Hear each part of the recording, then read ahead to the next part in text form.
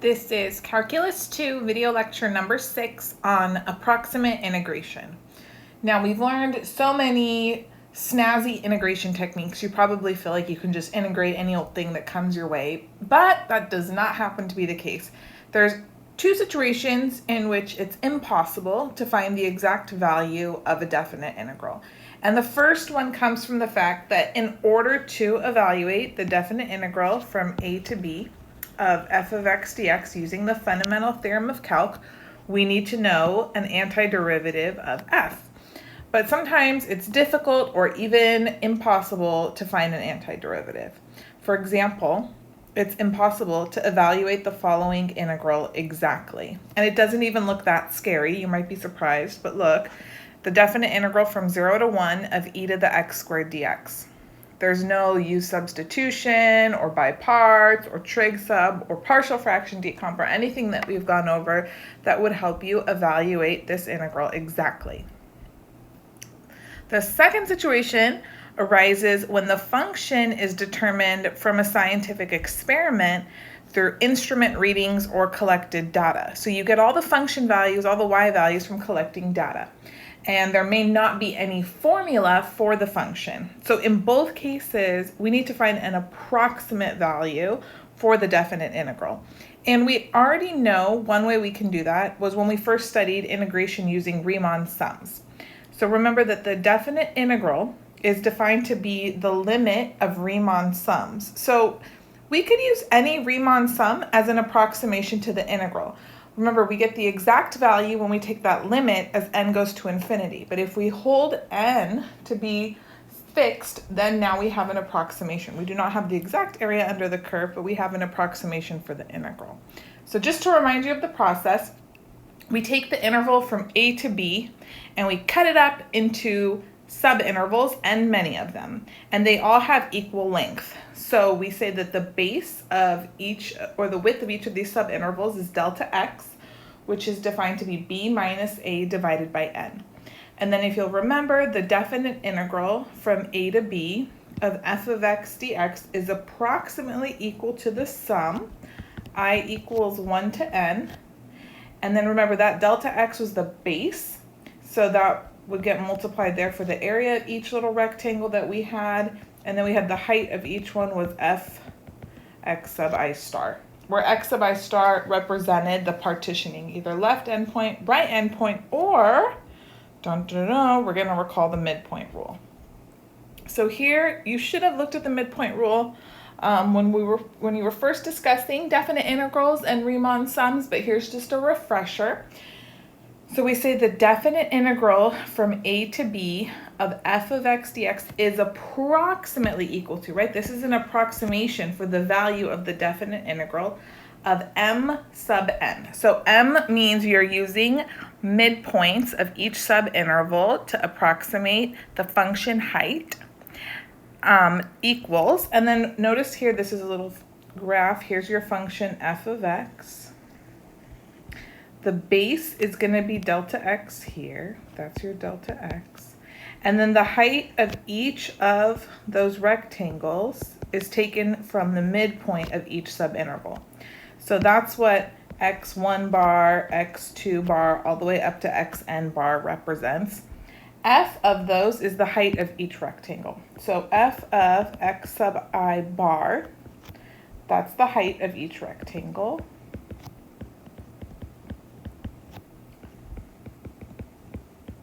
And then to get the midpoint, you would take half of x sub I minus 1 plus x sub I. So you're going to take halfway between that would be x sub I minus 1, and this is x sub I, and that gives you the midpoint, x sub I bar.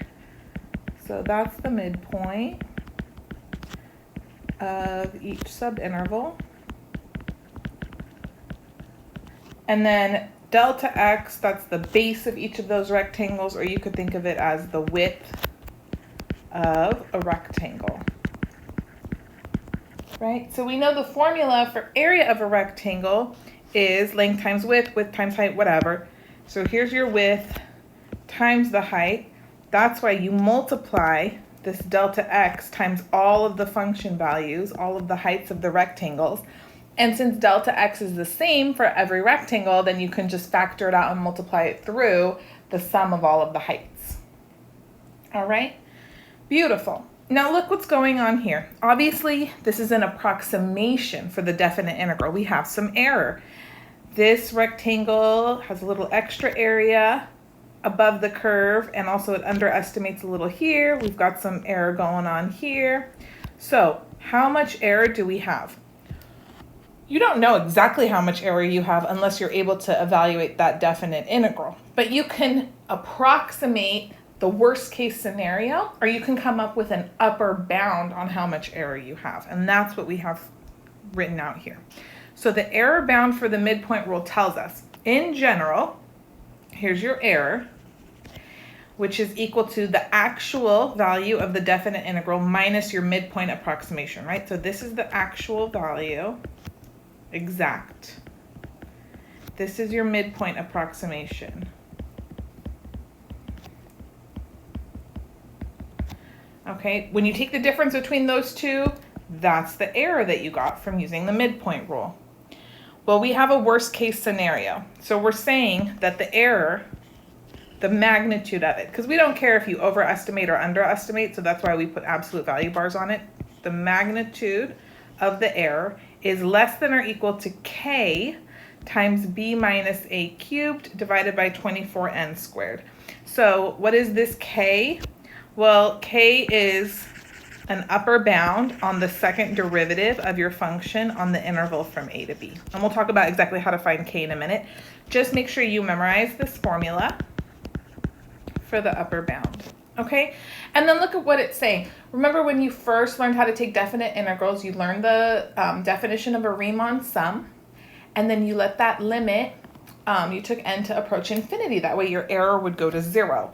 And that would exactly happen here. So the more rectangles you have, right? More rectangles means the denominator will get larger, so the error would decrease, right? If you have a larger interval, if b minus a, if that difference gets larger, then the error increases. Larger interval means more error. So you can see kind of how how the error bound behaves. So you don't know exactly how much error there is unless you know the exact value of the integral. But you can say, worst case scenario, I have this much error. Okay, so it's an upper bound. Good, good. Now let's try it out. Here we go. Example 1, use the midpoint rule to approximate the given integral with the specified value of n, and then round your answer to 6 decimal places. So here we have the integral from 0 to 1/2 of sine of x squared dx, and n is equal to 4. Okay, so our function here, f of x, is sine of x squared. And the interval that we're partitioning is from 0 to 1/2. So this is what I do. You don't need to actually draw out the function. We want to approximate the area underneath the curve from 0 to 1/2. And they're telling me n is equal to 4. So I have 4 subintervals. So first thing, let's find delta x. Remember, delta x is b minus a over n. So that's going to be 1/2 minus 0 over 4, which is 1/8. So that means the width of each rectangle is 1/8. So I'm going to chop this up, the interval from 0 to 1/2, into 4 subintervals. I got 4 of them. And then let's label out. So this each delta x is 1/8. So this is going to be 1/8. This is 2/8, which is 1/4. And this is 3/8. Okay. Now remember, I take the heights of each rectangle, or I evaluate the function at the midpoint of each of these subintervals. So I got to chop each of them into half again. So halfway between 0 and 1/8 is 1/16. And then to get the next value, you're just going to keep adding delta x. And remember, delta x was 1/8, which in your head, think of it as 2/16. So add 2/16 to 1/16. Now you're at 3/16. Adding another 2/16, this is at 5/16. Adding another 2/16, now we're at 7/16. And notice here, each of these 4 values in blue, that's where I'm going to evaluate the function. Those are the midpoints of each subinterval. So here's how you need to write it out. Okay, so the integral from 0 to 1/2 of sine of x squared dx is approximately equal to, right, not exactly equal to, the midpoint approximation with 4 subintervals. So m sub 4 means you're using the midpoint rule, and the subscript represents how many subintervals you have. And this is going to equal, so delta x was 1/8, and then I'm going to multiply that by f of 1/16 plus f of 3/16 plus f of 5/16 plus f of 7/16. So whatever n is, that's how many function evaluations you should have. 1, 2, 3, 4, and n was 4. Okay, from here, let's just get ourselves set up. So we have 1/8. Remember, f of x is sine of x squared. So this is going to be sine of 1/16 squared. So you square the 1/16 and then take sine of that value. Plus sine of 3/16 squared. So square 3/16, then take sine of that value. Plus sine of 5/16 squared plus sine of 7/16 squared. Okay, make sure your calculator is in radian mode when you do this. And personally, I don't need to see anything beyond this point. You just make sure you have no issues entering all this in the calculator. And the problem asked us to round to 6 decimal places. So this comes out to approximately 0.040850. Okay, so take a minute or so, make sure you can enter it, but the setup also is crucial. Okay, very good. So there's our midpoint approximation. Now we want to know how good is it, right? Obviously it's not exact, we only used 4 subintervals, so how much error could we anticipate having? Well, let's figure it out. Estimate the error, E sub m, and then round your answer to 6 decimal places. So make sure you memorize formula for error. Magnitude of the error is less than or equal to k times b minus a cubed over 24n squared, where f double prime of x, the absolute value, is less than or equal to k on AB. So that means k is an upper bound on the second derivative for the function on our interval from a to b. So let's see. We need the second derivative then to figure out what k is. F of x is sine of x squared, you remember? Okay, cool. Now let's start taking some derivatives. So f prime of x, I have to use the chain rule. It's going to be 2x cosine of x squared. And then now f double prime of x, we got to use that product rule. So 2x, I'm going to leave it alone.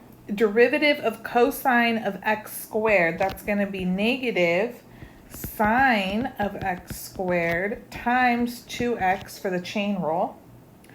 Plus, now if I take the derivative of 2x, it's just 2, and then I'm going to leave cosine of x squared alone. Let's see here. So this first term, I can combine those two x's. So I have negative 4x squared sine of x squared plus 2 cosine of x squared. So there's the second derivative. All right, well, how am I going to know that the absolute value of the second derivative is always less than or equal to some number on 0 to 1/2? How would I be able to figure out the maximum value of the second derivative? Well, you have a couple things you could do. You could bound it using like the triangle inequality, but that gives you sometimes not as tight of an upper bound. Remember when you were studying how to find maxima and minima in Calculus 1, you looked at the derivative to find where a function was increasing and decreasing. So if I want to figure out the max in order to get an upper bound on the second derivative, I would need to look at the third derivative to figure out where the second derivative is increasing and decreasing. So let's go for one more round of differentiation. Let's check out what f triple prime of x is. All right, and again, I have to use the product rule here. So that's going to be negative 8x. I'll leave sine of x squared alone. And then minus 4x squared. If I differentiate sine of x squared, it'll be 2x cosine of x squared.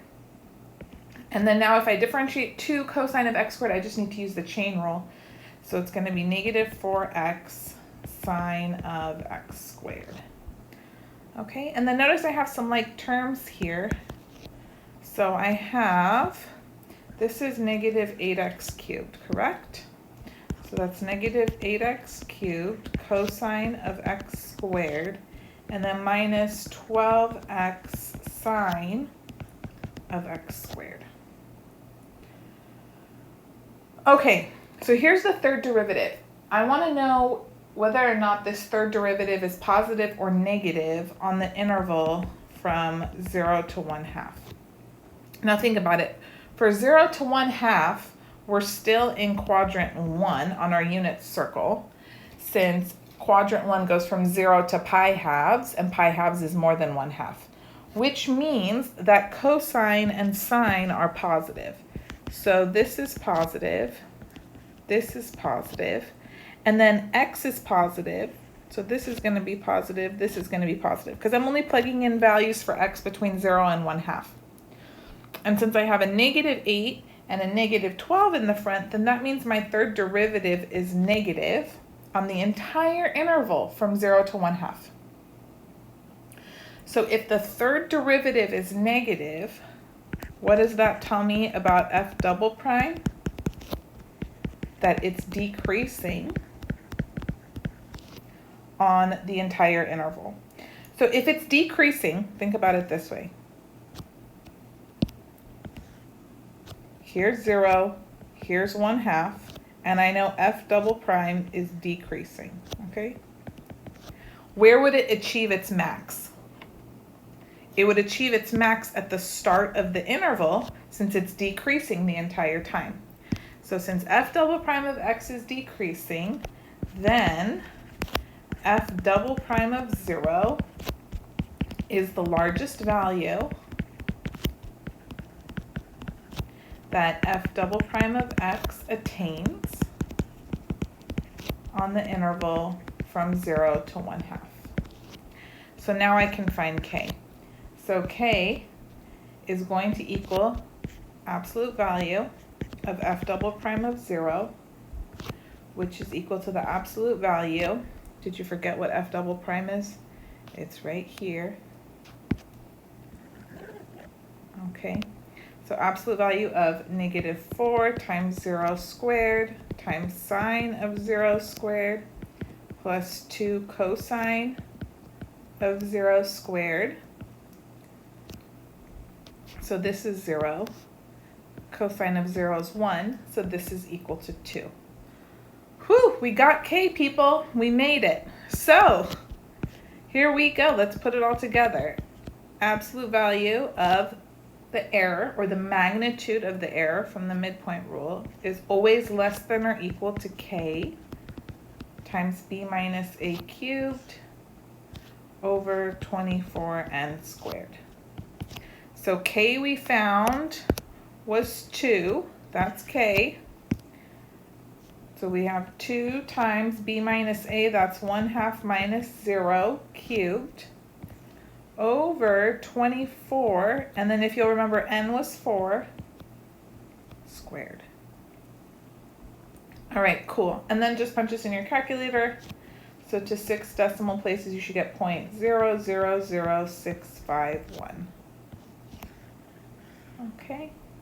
So to recap, I wanted to get k, which is an upper bound on the second derivative of the function on the absolute value of the second derivative of the function on the interval. So to figure out where the second derivative achieved its max, I took the third derivative to figure out where it was increasing, decreasing.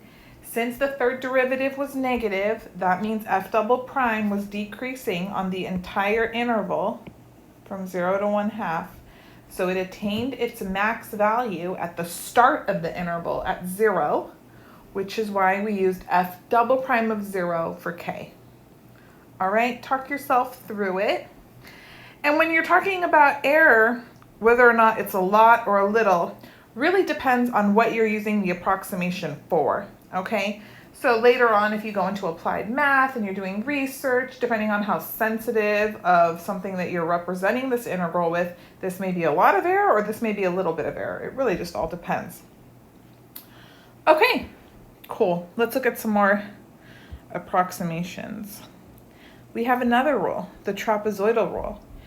It's pretty snazzy, guys. Instead of making rectangles, we make little trapezoids to approximate the area underneath the curve.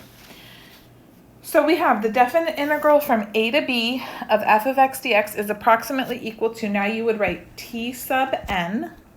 So to represent, you're using the trapezoidal rule, with n being the number of partitions or subdivisions. And then here, a little different setup. So you have delta x divided by 2, and then the first function value and the last function value are just f of x naught and f of x sub n. But in the middle, you're doubling up all of the function values. Why is that? Well, notice here, if you remember the formula for area of a trapezoid, oh, maybe you don't. Okay, here, let me draw a trapezoid for you.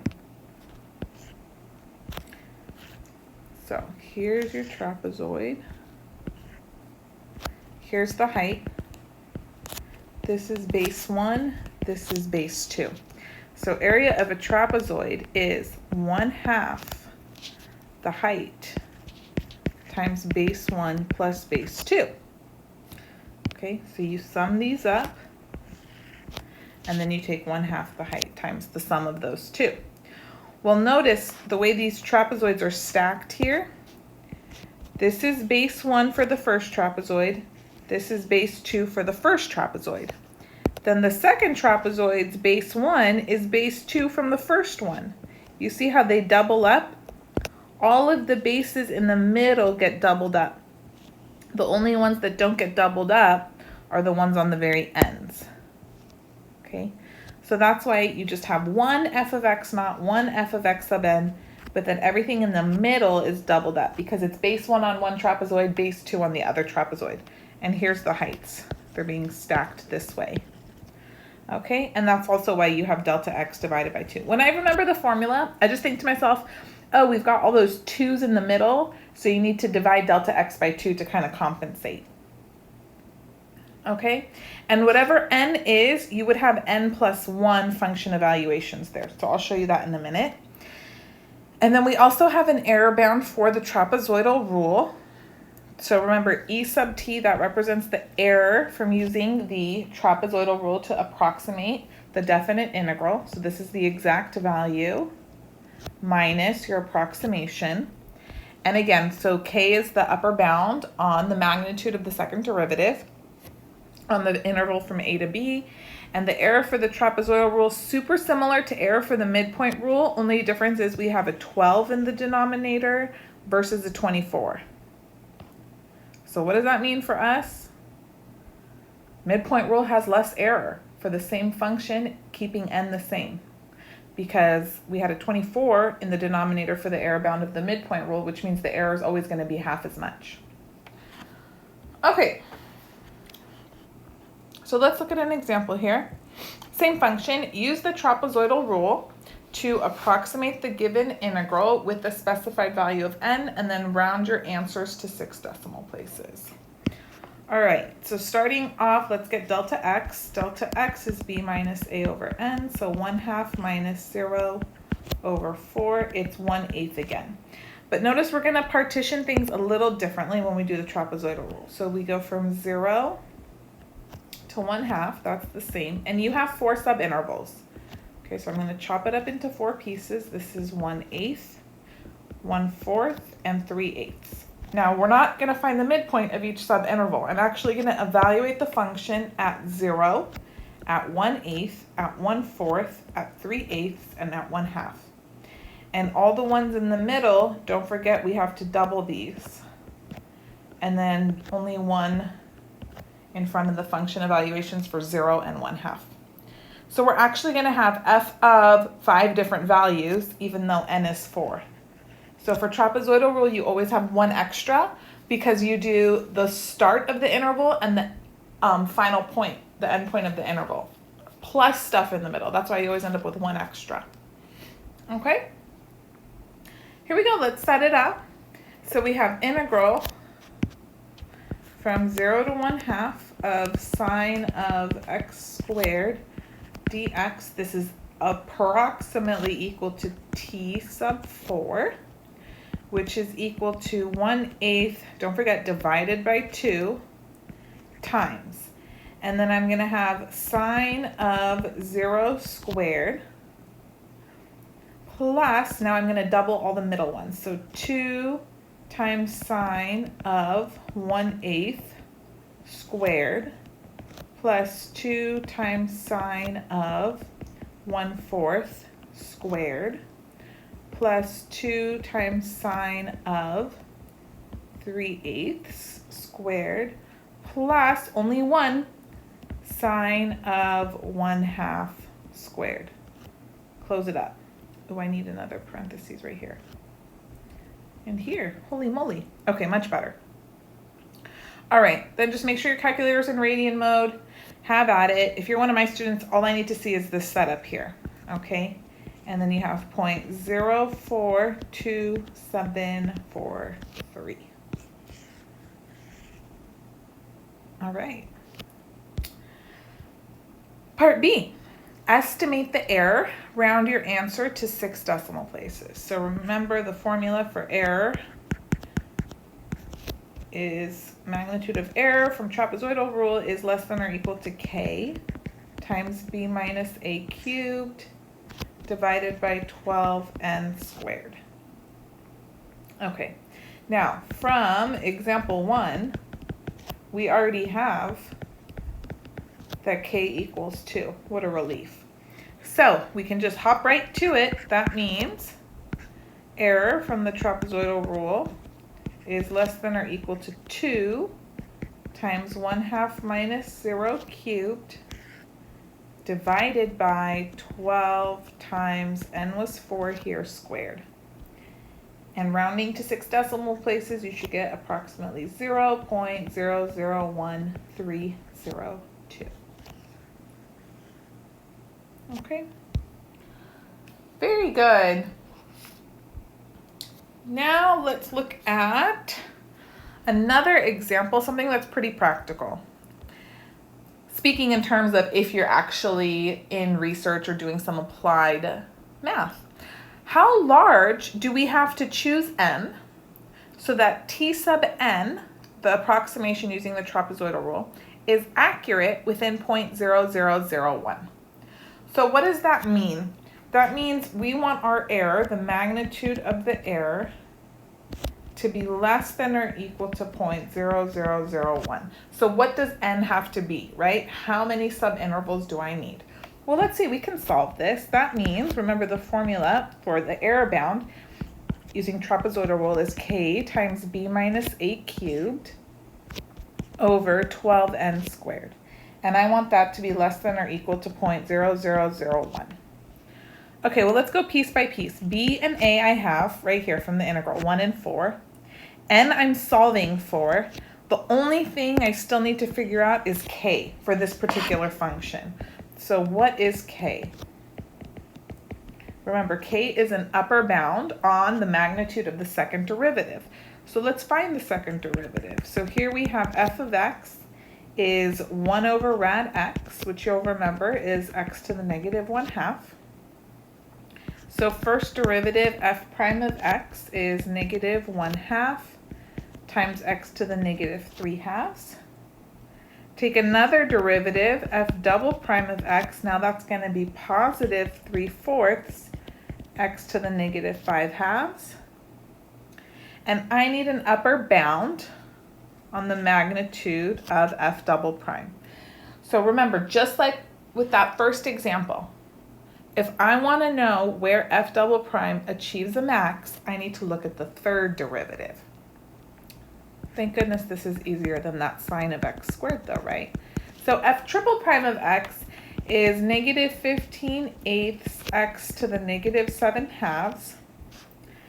Now be careful. So this is always going to be positive, right? And we're looking at x's on the interval from 1 to 4. How do I know that? We'll look back at the integral, right? From 1 to 4. Okay, so negative 15/8 times x to the negative 7/2, that's going to be less than 0 for all x's that are on the interval from 0 to 4. So what does that mean? Well, that tells me that f double prime of x, if the third derivative is negative, then the second derivative is decreasing, and it attains its max when? Do you remember? If it's decreasing on the entire interval from 0 to 1/4, then it attains its max at the start of the interval when x is equal to 1. So I'm going to take k to equal the absolute value of f double prime of 1, which is, and then you can just plug that in, easy squeezy. Plugging in 1 for x, I get 3/4. Okay, so back to the problem at hand. Back to k times b minus a cubed over 12n squared. That had to be less than or equal to 0.0001. That b is looking like a 6. Let's fix it. There we go. And remember, we're trying to solve for n. So let's substitute in everything that we found so far.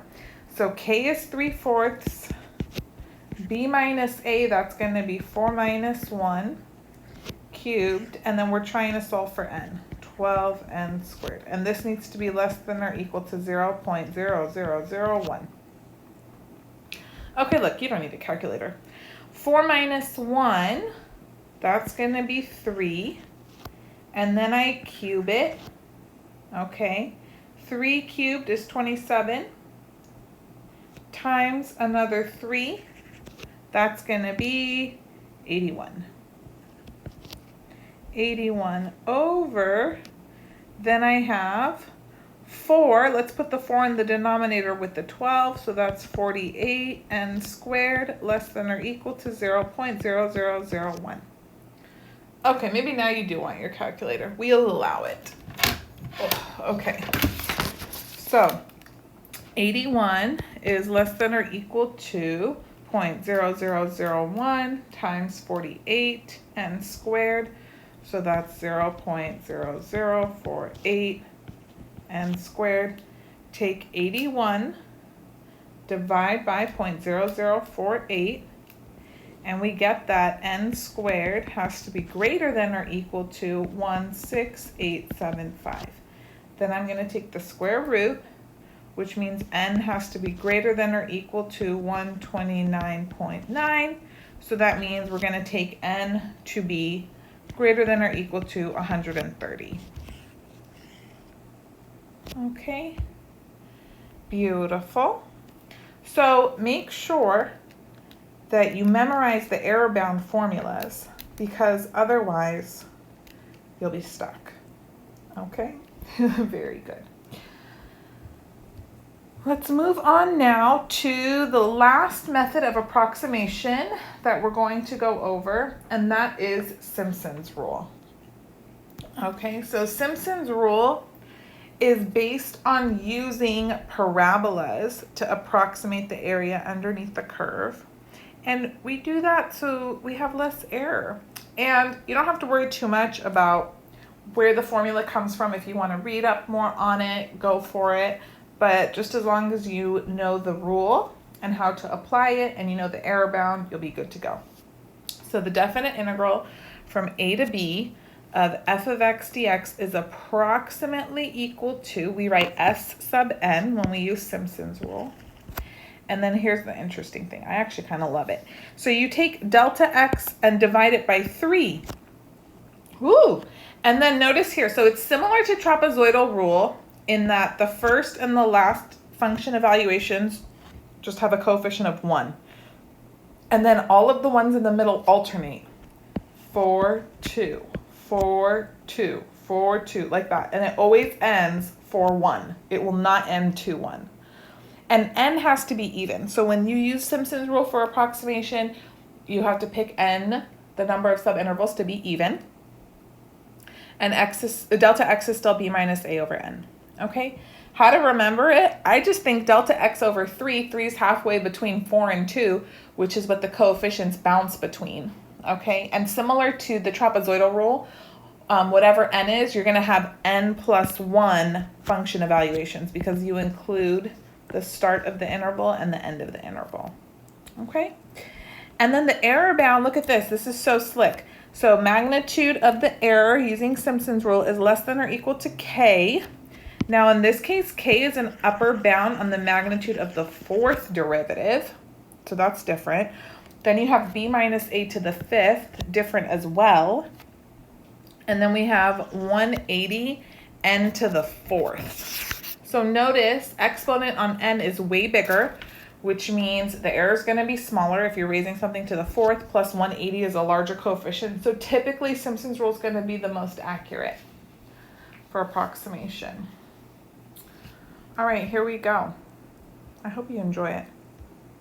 Use Simpson's rule to approximate the given integral with the specified value of n, and then round your answers to 6 decimal places. Okay, we're going to start off the same way as always. So delta x is equal to b minus a over n, which is 1/6. And then our interval goes from 0 to 1. So here's 0, here's 1. And I'm going to chop it up into 6 pieces.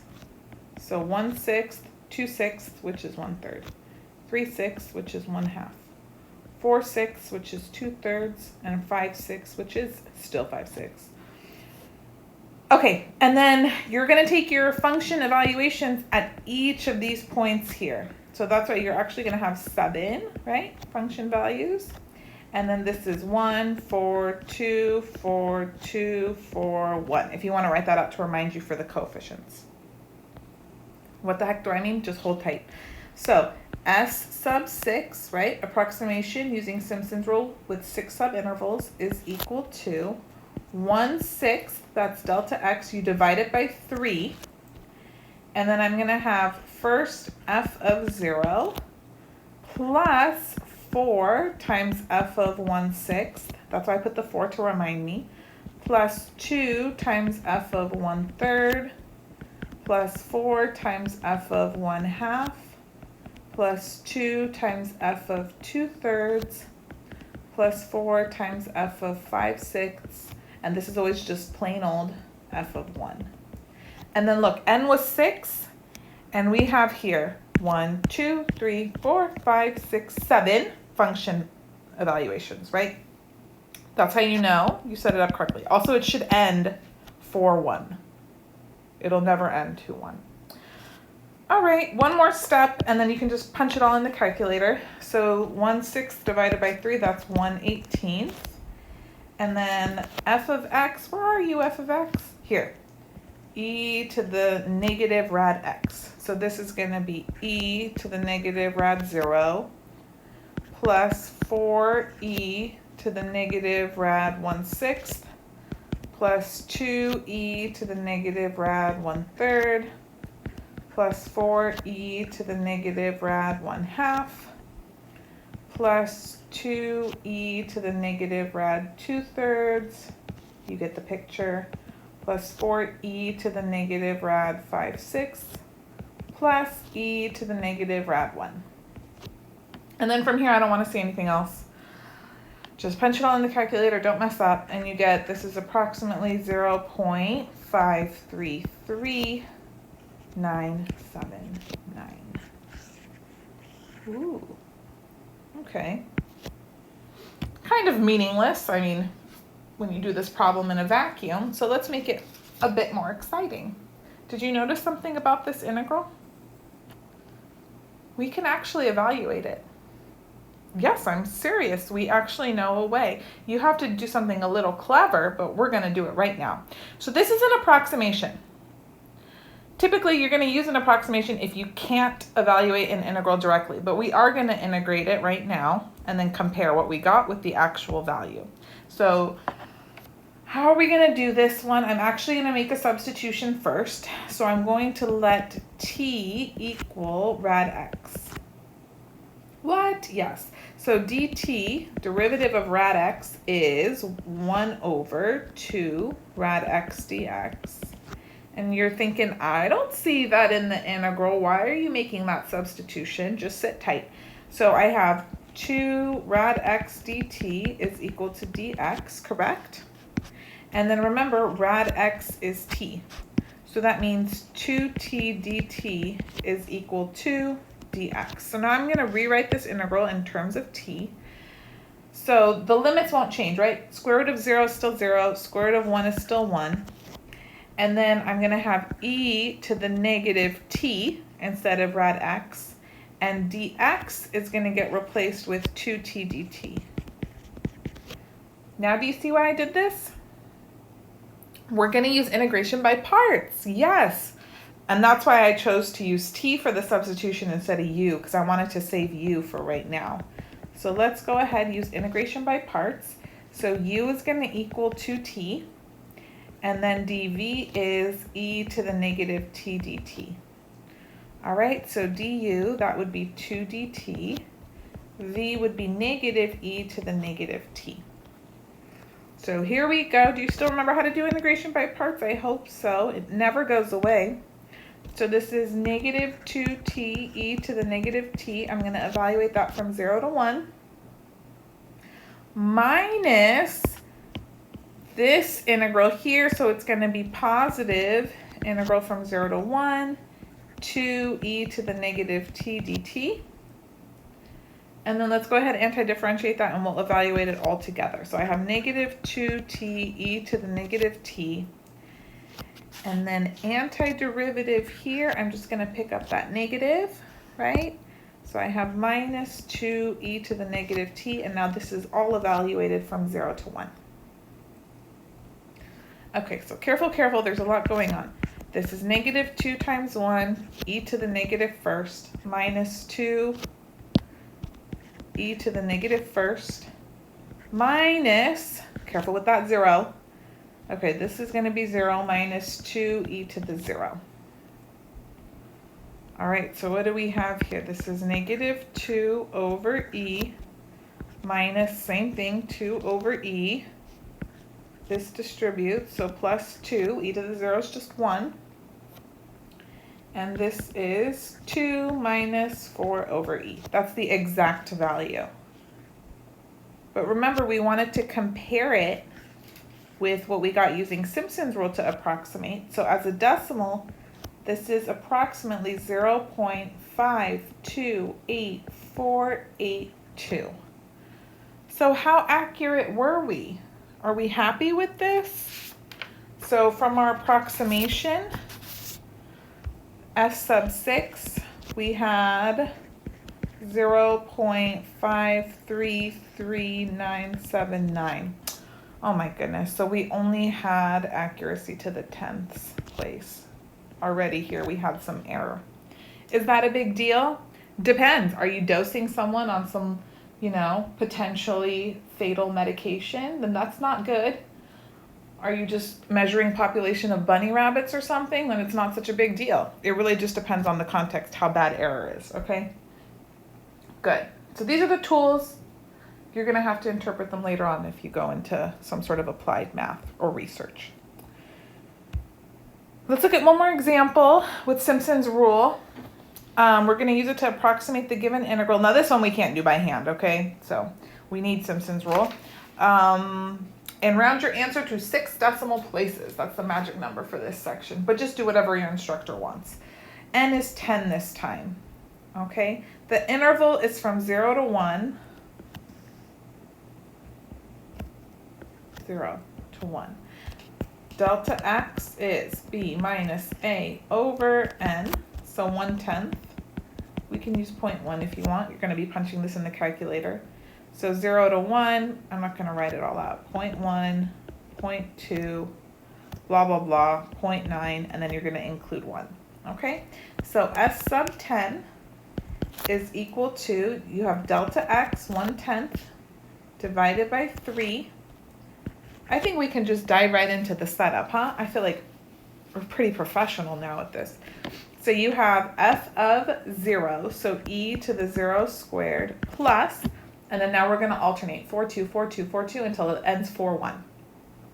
So 4e to the 0.1 squared plus 2e to the 0.2 squared plus 4e to the 0.3 squared plus, just bounce between 4 and 2, 2e to the 0.4 squared plus 4e to the 0.5 squared plus 2e to the 0.6 squared.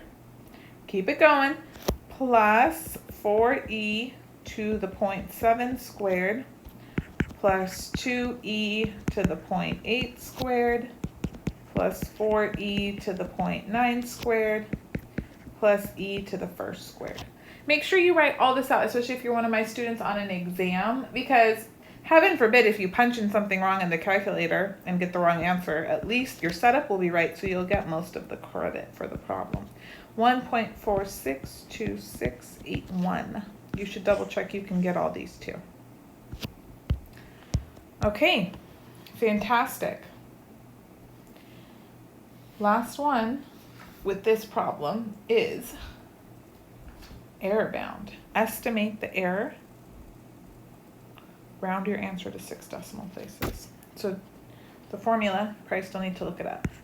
Magnitude of error from Simpson's rule is less than or equal to k times b minus a to the 5th over 180 n to the 4th. And remember, k is an upper bound on the 4th derivative. Yep, so we got to take 4 derivatives. So f of x is e to the x squared. All right, that means f prime of x, using the chain rule, is going to be 2x e to the x squared. Keep it going. F double prime of x, we got to use the product rule. So I'm going to have derivative of 2x, that's 2. Then I have e to the x squared plus, and then I'm going to have a 4x squared from the chain rule, e to the x squared. Good. F triple prime of x. All right, derivative of 2e to the x squared. That's going to just be 4x e to the x squared plus, now derivative of 4x squared e to the x squared, I have to use the product rule. So if I differentiate 4x squared, that's going to be 8x, leave the e to the x squared alone, plus, I'm going to leave 4x squared alone. Derivative of e to the x squared is going to be 2x e to the x squared. Let's see. Ooh, these are like terms. So this is 12x e to the x squared plus, that is 8x cubed e to the x squared. Okay, one more. I need an upper bound on the 4th derivative. Holy moly, 4th derivative. So derivative of 12x e to the x squared. So derivative of 12x is 12, leave e to the x squared alone, plus, and then I'm going to leave the 12x alone, differentiate e to the x squared. I'm going to pick up another 2x, right? So this is 24x squared e to the x squared plus derivative of 8x cubed is 24x squared. Leave e to the x squared alone. And then now I'm going to leave 8x cubed alone. Differentiate e to the x squared, so I'm going to pick up a 2x e to the x squared. This is just a chain rule, product rule party.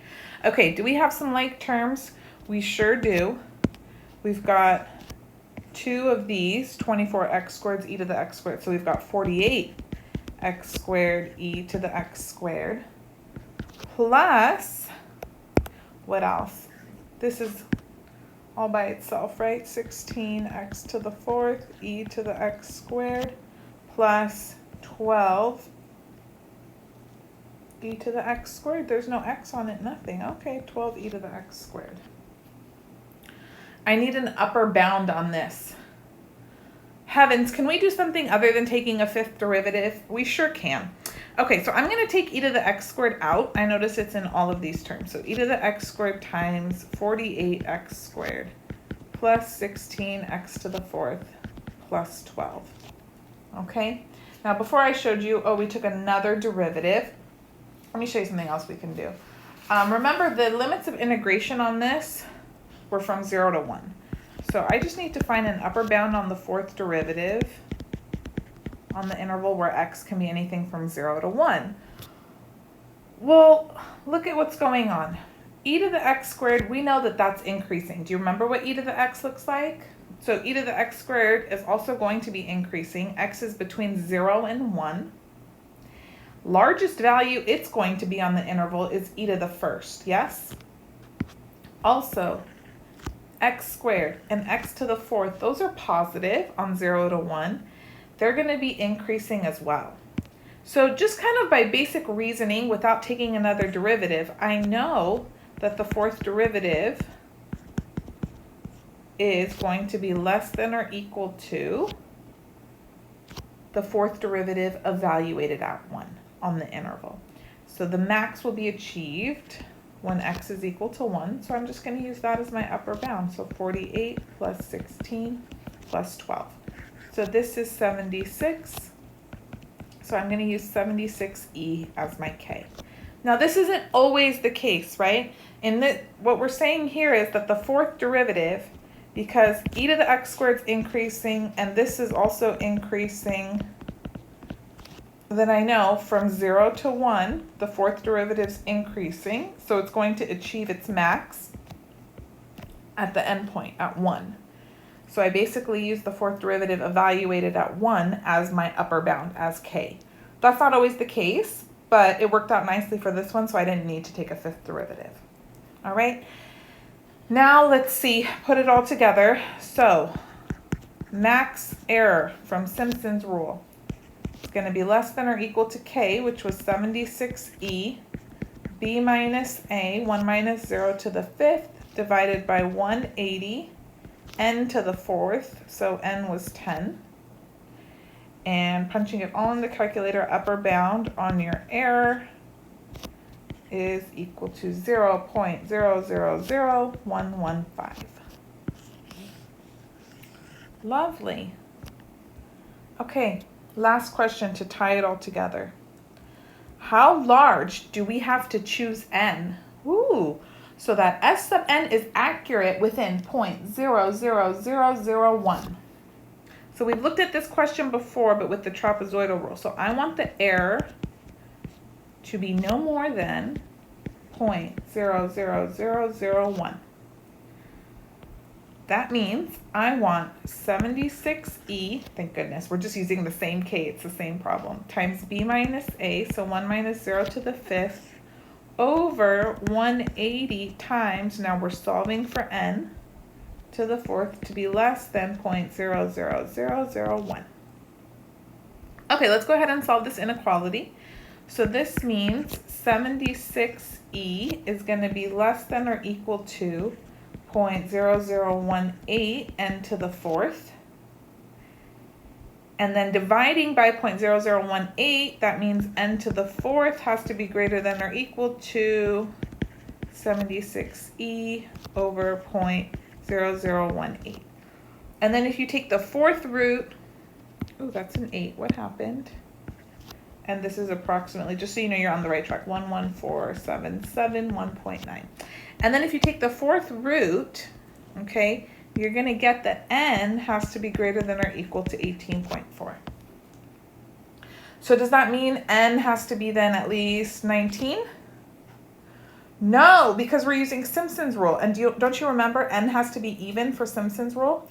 It doesn't matter if it's 0.4, 0.1, if you have any little bit of decimal beyond the integer, right? You have to round up, because if you take n to be smaller, then you're going to have more error. So you always have to round up. But 19 won't work, because for Simpson's rule, n has to be even. So in this case, we need to take n to be at least 20, so that our error is within 0.00001. Would you have remembered that? That separates the creme de la creme of students, right? So, hope you enjoyed the lesson on approximate integration. Just make sure you memorize the formulas and the error bounds, 3 of them, and then know how to apply them. All right, coming up next is improper integrals. Stay tuned. Don't forget to give this video a thumbs up and subscribe if you haven't already.